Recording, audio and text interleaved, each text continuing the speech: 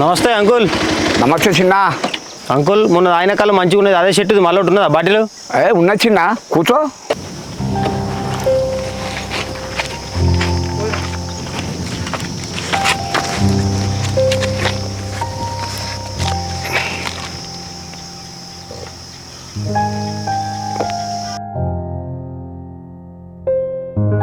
Uncle ఇంతకుముందుకు uncle పక్కూరు మీలకు నా బండి దిగుమతికి పోయింది, అట్టించాలి అత్తని నీ బిడ్డ గులేవ పడ్డది.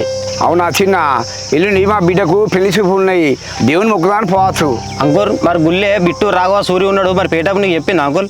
అవునా చిన్న, నాకు మరి టెంపుల్ పోతా అని చెప్పింది కదా, ఇది నిజమేనా? నువ్వు కరెక్ట్ చూసినావు వాళ్ళను?